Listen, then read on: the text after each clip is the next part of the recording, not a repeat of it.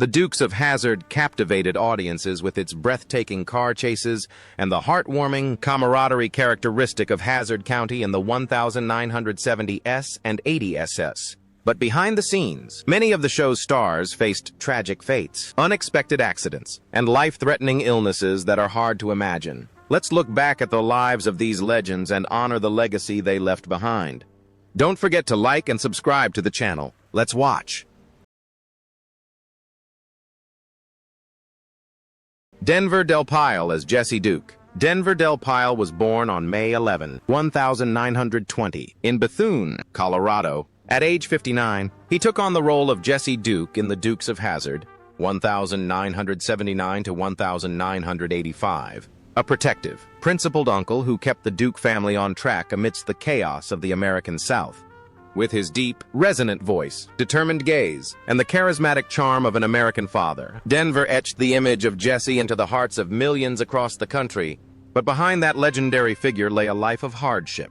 Before his fame, Denver dropped out of college, played drums for hire, worked on oil rigs in Oklahoma and Texas, and served in the commercial Navy during World War II. When the war ended, he returned penniless and started over, taking on countless small, uncredited roles in films and television shows. It wasn't until the 1960s that he gained recognition for his roles in The Andy Griffith Show and Frank Hamer in Bonnie and Clyde in 1967, before reaching the pinnacle of his career with the Dukes of Hazzard. At age 60, while many were retiring, Denver Pyle was at the height of his fame. However, the glamour of the stage could not erase the hidden aspects of his private life. His first marriage to Marilee Carpenter ended in 1970, leaving him to raise his two sons alone. For many years, he lived a solitary life until he remarried at age 63, finding his life partner Tippi Johnston, who remained by his side until the end of his life. What truly set Denver apart wasn't just his 5-decade-long acting career, but his exceptional business acumen. In the 1960 CE, he boldly acquired abandoned oil wells when oil prices were as low as $2 a barrel. By the 1980 CE, as oil prices soared and technology advanced, those investments transformed him into a true millionaire, with an estimated net worth of around $5 million by the end of his life. But lung cancer did not spare him. On December 12, 1997, he was honored with a star on the Hollywood Walk of Fame. Just 13 days later, on Christmas Day, December 25, 1997, Denver Pyle died at the age of 77. He was buried in an unmarked grave at Forest and Cemetery in Texas, next to his wife's parents. A simple end for a man who lived such an extraordinary life. James Best Jongvai Roscoe P. Coltrane. James Best, whose real name was Jewel Franklin Guy, was born on July 26, 1926, in Kentucky. He was 53 years old when he portrayed Sheriff Roscoe P. Coltrane, a hot-tempered, clumsy, and humorous but also lovable officer in the series The Dukes of Hazzard, 1979-1985. With his distinctive high-pitched voice and hilarious chase scenes, Best transformed Roscoe from a supporting character into a pop culture icon. But behind that humorous exterior was a man with a heart full of sadness. James didn't grow up in the care of his biological parents. After his mother died young, he was adopted by another family in Indiana. A lonely childhood left emotional voids that he carried throughout his life. Even after starting his own family, he admitted to struggling with feelings of alienation. His marriages also bore the mark of difficulties. After a short-lived first marriage, he married his second wife, Job Ayers, with whom he had 2 daughters. But the pressures of a demanding filming schedule, work requirements, and emotional distance led to their divorce in 1977. The separation not only caused him heartbreak but also placed financial pressure, forcing him to work even harder to balance fame and real-life responsibilities. It was during those difficult times that the film Dukes of Hazzard became a beacon of hope. Although Roscoe was somewhat goofy, Best gave the character unique depth with his compelling humor. Beyond acting, he taught drama, painted, wrote books, and voiced cartoons to rebuild his life after the shock of his divorce. Those efforts not only helped him overcome his mental difficulties, but also gradually helped him rebuild his net worth, estimated at around $2 million. James Best passed away on April 6, 2015, due to complications from pneumonia at the age of 88. He died peacefully, But fans everywhere will always remember him not only for his clumsy portrayal of Roscoe, but also as a man who always knew how to bounce back with a smile on his face. Sorrel Book as Boss Hogg. Sorrel Book was born on January 4, 1930, in Buffalo, New York. At age 49, he became a television icon with his portrayal of Jefferson Davis Boss Hogg in the series Dukes of Hazzard, a greedy, cunning politician who constantly tried to outsmart the Duke brothers, but ultimately ended up making audiences laugh hysterically. Beneath his fat suit and thick Southern accent, inspired by American senators, Book transformed Boss Hogg into a villain nobody truly hated, a beloved comedic character on American television throughout the show's 7-year run from 1979 to 1985. But behind the white suit was a man of incredible depth and talent. Book was a linguistic prodigy, fluent in at least 6 languages, including Russian, Japanese, Italian, and French. He graduated from high school at the top of his class, completed his degree at Columbia University at age 19, earned a master's degree from Yale, and served 2 years as a counterintelligence officer in the Korean War. His stage and film career spanned over 150 television shows and 100 plays, from MASH and All in the Family to Mission, Impossible, and Columbo. On Broadway, he starred in Fiorello, a testament to his rare versatility. Despite his brilliant career, Book's personal life was tinged with sadness.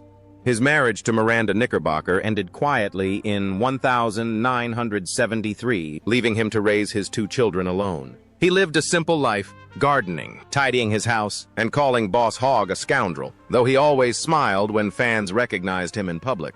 Tragically, Sorrel Book's final years were plagued by illness. He died of colorectal cancer on February 11, 1994, at the age of 64. His net worth at the time was estimated at approximately $3 million, the result of a stable career spanning decades. He is buried at Hillside Memorial Park Cemetery in Culver City, California, alongside many other prominent Jewish artists.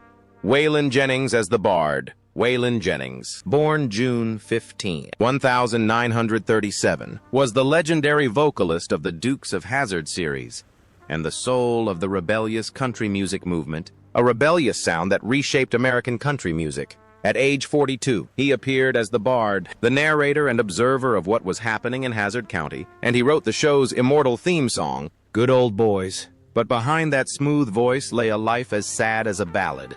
His first encounter with tragedy was with Buddy Holly, who changed his life. In 1959, Jennings narrowly avoided being on the ill-fated flight that killed Holly, Richie Valens, and Big Bopper. When Holly joked, "I hope your bus freezes to death," Jennings replied, "I hope your plane crashes," which was just a joke.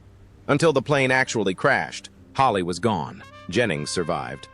That feeling of guilt haunted him forever. "I felt like I had killed my friend with a joke," he once said. Haunted by that invisible scar, Jennings poured all his energy into music as a way to escape. But in doing so, he fell into another trap: cocaine. In the 1970s and early 1980s, he spent about $1,500 a day on drugs, equivalent to over $5,000 a day today, driving himself bankrupt, drowning in debt, and ruining his health. The Drug Enforcement Agency, DEA, pursued him, and he narrowly avoided prosecution for drug possession. His marriage to singer Jessie Coulter nearly fell apart because of his addiction. But the birth of his son, Shooter, helped him find the strength to overcome his addiction in 1984. After conquering his addiction, Jennings rediscovered a glimmer of hope in his life. Although he never returned to the peak of his 1970s career, his performances still attracted large crowds. He joined the Highwaymen alongside Willie Nelson, Johnny Cash, and Chris Christopherson, released more albums, and became not just a survivor but a living legend. From financial hardship and poor health, Jennings gradually rebuilt his life. When he died in 2002, his net worth was estimated at around $7 million, a small sum compared to the vast cultural legacy he left behind. However, consequences followed. Years of smoking and drug use led to severe diabetes, and in 2001, he had to have his left leg amputated. Just a few months later, on February 13, 2002, Jennings died in his sleep at his home in Chandler, Arizona, at the age of 64. At his memorial service, Jessie Coulter sang "Storms Never Last" with a choked voice. Don Pedro Colley as Sheriff Little. Don Pedro Colley was born on August 30, 1938, in Klamath Falls, Oregon. At age 41, he appeared in the Dukes of Hazzard as Sheriff Ed Little, a strict but fair law enforcement officer who provided a stark contrast to the chaotic southern town. But behind the spotlight, Colley's real life was a bumpy road. As a young man, Don pursued sports and dreamed of representing the United States at the 1960 Olympics. But after failing to make the team, that dream shattered, and he turned to architecture before fate led him to the stage in San Francisco. As a tall, striking black man, he was often typecast into menacing roles. From criminals and henchmen to the intimidating black men commonly seen in 1970s blaxploitation films, Hollywood at the time offered few opportunities for actors like him. Colley often had to accept minor roles or was marginalized because of his race. Nevertheless, he persevered, building a reputation for resilience through roles in classic television shows such as Little House on the Prairie, Starsky and Hutch, Fantasy Island, and The A-Team. Although he never became a major star, he earned the respect of his colleagues and loyal fans. His personal life was largely kept private, perhaps because Colley chose to, or perhaps because of the scars he carried from his military service, or the racial discrimination he faced in the industry. He once said at a conference that we don't need the lead role, we need our story told fairly. Perhaps that's why he was content to stay away from the spotlight, protecting his self-respect. In his final years, Colley quietly battled cancer, enduring the pain alone in his hometown. He passed away on October 11, 2017, at the age of 79. His net worth was estimated at around $600,000, a modest sum for someone who had appeared in dozens of films and television shows. Mel Tillis as Beryl Tolliver. Mel Tillis, whose full name is Lonnie Melvin Tillis, was born on August 8, 1932, in Florida. At the age of 47, he appeared in the film The Dukes of Hazzard as Beryl Tolliver, a charming and colorful supporting character who embodied the spirit of a genuine Southern artist. But behind the laughter and sweet melodies he brought to the screen lay a life full of silent struggles and pain. From a young age, Tillis lived with a stutter that began after a severe bout of malaria. Although it didn't affect his singing voice, it was a major emotional obstacle in his daily life. He once admitted that his stutter often made him feel insecure, especially in public. Instead of hiding it, he learned to turn his weakness into a unique part of his personal identity, earning admiration not only for his singing but also affection for his authenticity on stage. Tillis's family life was also far from smooth. He was married 3 times and had 6 children, including the famous singer Pam Tillis. Although she inherited his talent, their relationship wasn't always easy. Constant touring, managing his own theater in Branson, and running a radio station kept Tillis away from home, creating an emotional distance that was difficult to bridge. He often said that the more successful he became, the more guilty he felt for not having enough time with his children. His career peaked in the 1970s with hits like Good Woman Blues and Coca-Cola Cowboy. But that success came at a high price. Tillis once wrote 5 hit songs in a single week, a testament to the immense pressure he placed on himself. This relentless pace of work contributed to his declining health after 2016, leading to his death from respiratory failure on November 19, 2017, at the age of 85. Despite his tragic passing, Mel Tillis left behind a rich musical legacy and an estimated net worth of $20 million, primarily derived from his songwriting royalties, theater, and radio earnings. Peggy Rhea as Lulu Hogg. Peggy Rhea was born on March 31, 1921, and became a familiar face on American television, particularly for her role as Lulu Coltrane Hogg in the series The Dukes of Hazzard from 1979 to 1985. Between the ages of 58 and 64, she played Boss Hogg's kind wife, creating a graceful contrast to the chaos of Hazzard County. With her gentle voice and warm presence, Rhea portrayed the quintessential Southern woman, kind, patient, and always bringing a smile to the viewers' faces. But few know about the bumpy road she traveled to find that late-life stability. As a young woman, she left UCLA to train as a secretary, and quickly found backstage work in Hollywood. Her relationship with her first mentor, Kay Thompson, quickly soured due to personal disagreements, leading to her contract being terminated just before she was scheduled to perform in New York. That failure derailed her burgeoning career and deprived her of rare support in an industry that is not very forgiving of women who don't fit the mold of leading actresses. Her private life was even quieter. She never married, had no children, and mostly lived alone, making her later years more solitary than most people's. She once said that the hardest thing wasn't losing roles, but coming home in the evening with no one to share a long day with. That loneliness silently wore her down, especially as her health declined and her phone stopped ringing with offers for acting roles. Even at the peak of her career, Rhea mostly played supporting roles, nanny, stepmother, or humorous aunt, and rarely received scripts that explored deep emotions. After The Waltons, she appeared in Step by Step, but even she admitted that they needed a familiar face, not necessarily someone whose name they remembered. Her income was steady but modest. By the time of her death, Rhea's net worth was only about $1 million. Peggy Rhea passed away in 2011 at the age of 89 from heart failure. But in the hearts of Dukes of Hazzard fans, her gentle smile as Lulu lives on, a quiet presence that soothes a noisy and wild world. Parley Bear, who played Doc Appleby, Parley Edward Bear, was born on August 5, 1914, in Salt Lake City, Utah. At 65, he brought warmth and kindness to the Dukes of Hazzard series as the gentle Dr. Doc Appleby, leaving a lasting impression with his distinctive voice, calm demeanor, and kind face. But behind that beloved image of the Doctor lay a life full of hidden pain and sacrifices that few fans knew about.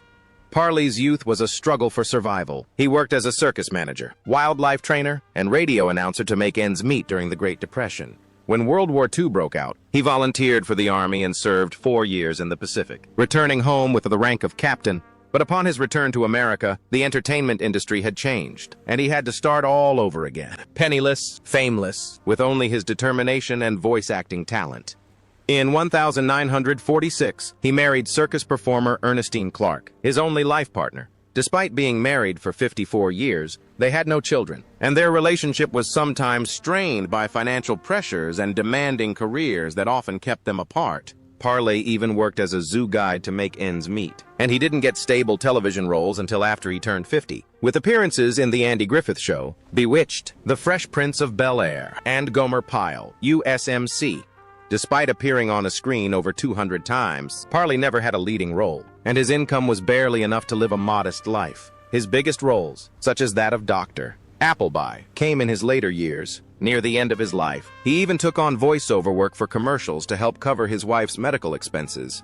When Ernestine died in 2000, Parley was devastated. Just 2 years later, on November 22, 2002, he died at a California nursing home after a stroke at the age of 88. He left a net worth of approximately $800,000. Nedra Volz as Emma Tisdale. Nedra Volz was born on June 18, 1908, and became a familiar face on American television with her role as Emma Tisdale in Dukes of Hazzard. At the age of 72, she breathed life into the character of the petite, lively postmaster, bringing a fresh perspective to the bustling world of the southern town. But in stark contrast to the laughter she brought to the screen, Nedra's real life was a long journey filled with silent losses and challenges. Nedra's youth began in her family's circus, where she was known as Little Nedra and performed on stage from a very young age. But as she grew older, the spotlight faded, and she had to make a living doing various odd jobs, from singing and working on the radio to performing in variety shows, doing whatever it took to survive during the Great Depression in America. It wasn't until she was nearly 50 that she began getting roles on television, gradually becoming a familiar face to audiences in the 1970s. After losing her beloved husband, Nedra single-handedly raised her children through difficult times. As a widow, she not only faced financial hardship but also the profound loneliness that many women in the entertainment industry silently endure. She once said that finishing a small role and returning to an empty home was the hardest thing because there was no one to share what had just happened with. Although her career blossomed relatively late, it was very stable. She embodied the role of Adelaide Brubaker in many different roles. From a humorous mother to a wealthy woman, she appeared in over 25 commercials and continued acting until the age of 88. However, most of her roles were supporting characters, talkative, eccentric older women, which allowed her to maintain a simple lifestyle. When Nedra died in 2003 from complications of Alzheimer's disease, her net worth was estimated at only around $500,000. Christopher Mayer as Vance Duke. Christopher Mayer, whose real name is George Charles Mayer III, was born on February 21, 1954, and rose to fame at the age of 28 when he unexpectedly joined the hit television show The Dukes of Hazzard. He played Vance Duke in the 5th season of the show, temporarily replacing the original cast members during a contract dispute between the producers and the lead actors. Although he only appeared in 19 episodes, Mayer left a lasting impression, not because audiences immediately adored him, but because of the immense pressure he faced. Replacing two beloved stars, Tom Wopat and John Schneider, was like stepping into a storm. Fans reacted harshly. The media questioned his presence, and Mayer faced a wave of skepticism from the very beginning. That pressure not only affected his on-screen image but also left lasting scars on his career. When the season ended and the original stars returned, Mayer quietly withdrew from the spotlight, struggling to find suitable roles throughout the 1990s. His personal life was also tumultuous. He went through 3 marriages to actresses Terry Copley, Eileen Davidson, and Shauna Sullivan, all of which ended in divorce. Although he had 3 daughters from these relationships, Mayer often faced prolonged periods of loneliness and emotional wounds that were difficult to heal. In his later years, he became engaged to Catherine Irvine, a new ray of hope, but that happiness was short-lived. In 2011, Mayer was found dead at his home in Sherman Oaks, Los Angeles. The cause of death was recorded as natural, but his passing at the age of 57, at a time when he was still trying to rebuild his life, shocked his family and fans. His estimated net worth is around $1 million, a modest figure for someone who once dreamed of becoming a big star.